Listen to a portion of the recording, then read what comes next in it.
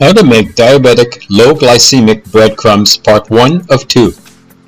Today I'm going to show you how to make breadcrumbs, but very special breadcrumbs. This bread is Alvarado's Bakery Sprouted Diabetic Lifestyle Low Glycemic Bread.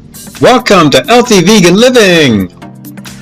Alvaro Street Bakery Sprouted Diabetic Lifestyle Low Glycemic Bread. In their daily lives, it's very important for diabetics to know the insulin response of food in order to predict their blood sugar responses. Diabetic Lifestyle Bread, a 100% sprouted whole grain recipe, was submitted for testing to the Glycemic Research Institute in Washington, D.C. and was clinically proven to be low glycemic with a low glycemic load when fed to diabetics. Ingredients: sprouted organic whole wheat berries, filtered water, wheat gluten, organic dates, cultured wheat, organic raisins, sea salt, fresh yeast, sunflower lecithin. Serving size: 1 slice. Calories: 80. What I'm trying to show you here is if you buy a good loaf of bread like I did here, and if say you're diabetic, so easy, you can make your own breadcrumbs, use them on your meals, and it'll be safer. You'll know exactly what's in them. Okay, so let's get started. Now you only use as much as you need. So I'm going to use about half the loaf. Another way of doing this, if you don't have an oven, is just simply use the toaster. Not a big deal. It's faster in some ways. We're not going to add anything to this. We're not going to put any salt in it. We're just simply trying to dry it up so that we can crunch it up into breadcrumbs. What about the toaster? So here, we're going to take these 2 slices and we're going to put it in the toaster. Now you're going to have the end piece and you're going to have 1 regular slice. And the advantage that I'm going to show you, you don't have an oven, but you have a toaster. Or you don't have an oven and you have a toaster oven. You can use either of these things. And you know, I happen to even have a toaster oven. So one of these days, I'm going to show you how to make breadcrumbs using only a toaster oven and the regular toaster. Now my toaster is way over here. And then what we're going to do is we're going to put this in here. And that's going to be basically a matter of working with it. And so I'm going to crank it down so you have a little bit more heat. But I am going to have to watch this. While the oven, I can walk away. So I'm going to watch this as it gets hot, make sure it doesn't burn, because I don't really want burnt breadcrumbs. Okay, so it's probably not going to take very long because we have 1 thin piece of bread and 1 regular piece. No, it might just make more sense. Pull this one off and have a regular piece of bread replace it. So we have a real comparison. We've all burnt bread, so we know what happens if you leave the bread in the toaster too long. It's got black on the outside. It doesn't always taste good. So this is, you have to watch it. Some of these sensors are fairly delicate, so maybe it'll pop up before it burns. My toaster, I normally set it at 5, and that works just fine for me. I flip it over. Sometimes I don't even flip it over, and I just eat it. Now, I was able to do 2 slices in the time the oven was getting ready. You can see it's cooked on both sides. Could you get away with it? Yes, I think you could get away with it. This is a food processor. Take your 2 toaster breads. This one is a Black & Decker Quick and Easy. It has a high low speed and it has a pulse speed. It's also, look at this. When you take the lid off, this is locked into place. So it's not going to fly off on you. This has to lock in this place here, otherwise you can't start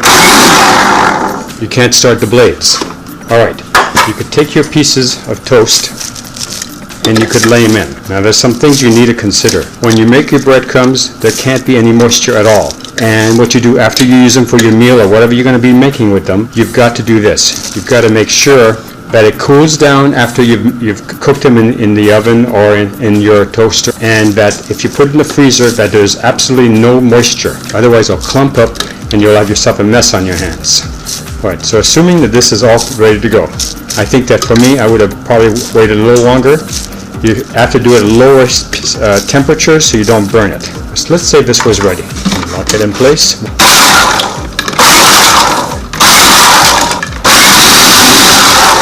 So I'm going to put this on low. You can see at this level what you have is small pieces of toast. And I can feel it, and it's soft in the center, which means it's not fully cooked. So even though we do this, we're going to stick this in the oven so it cooks completely. So probably one of the things you need to do if you're using your toaster is to do it slowly. One setting, start getting the burn so that the toast is totally dry. So when you break it, it goes, you can hear it snap. Now, another test is this. If it holds a shape, there's moisture in it. See, it's got a little bit of the shape. It's still falling off of me. So that's what's happening. There's a little bit of moisture in it. Not very much, but enough to hold the shape. See, like that? All right, so we're going to continue crumbling it down. And then what we'll do is put it in the oven. You could probably get away with putting it even in a frying pan. No oil. Just you're trying to basically getting as much of the moisture off.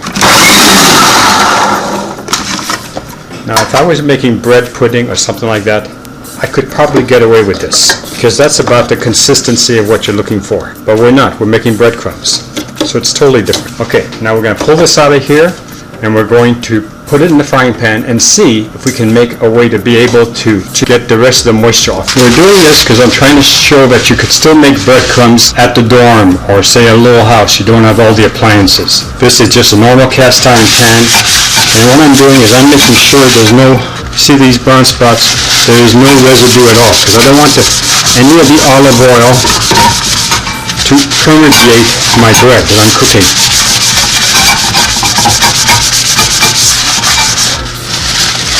A little extra effort makes this job possible. Okay, so next you do is you turn on the heat. Now most dorms have blenders. You might be able to get something like this in a blender. So you've just done this with your blender, though we know we used a food processor. And what we're going to do is we're going to try to dry it up. Now remember, it's a cast iron pan, so you want to use a metal spatula. And you can't walk away from this either. You don't want this to burn at all. All you're doing is you're trying to remove any of the moisture that might be there. There, that's a little better, isn't it? Because all I'm doing now is just moving this around. I think what you have to do is, you have to maybe cook it for about a minute. Then you're going to have to let it cool, and we'll test it again and see if it's dry enough. So see, the advantage of this is that a lot of breadcrumbs have preservatives because, you don't have to store them. This is different. This is a fresh bread that you're crumbling up. So you're going to have to store this in the freezer, or you're going to have to use it all up when you're making your meal. You can see it's starting to brown. Okay, that's a minute.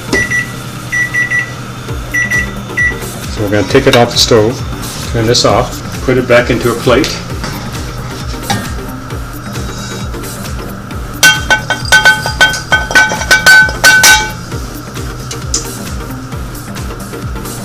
Put it back inside.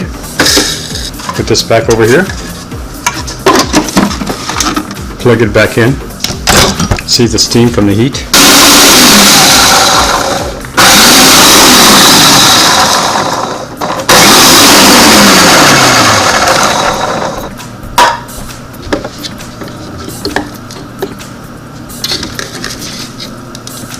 See, it's pretty darn close. And that's what you really want trying to do. You want to take out some of the bigger lumps, but this would pass just fine for especially the type of cooking I make. Alright, so this is the perfect thickness, and this is what I'll be using on my dinner tonight. But if you felt that there was any more moisture that was in here, you could put it back in the frying pan and it would take care of it. Maybe another minute or a minute and a half. Okay, next. I want to thank you very much for watching, and I look forward to seeing you in our next video.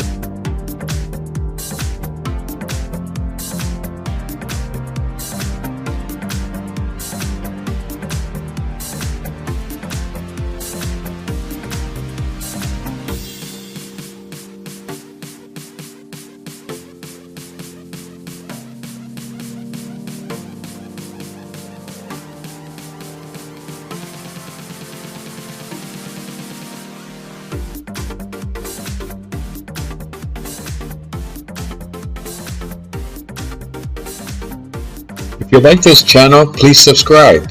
If you like this video, give us a thumbs up. Thank you for watching.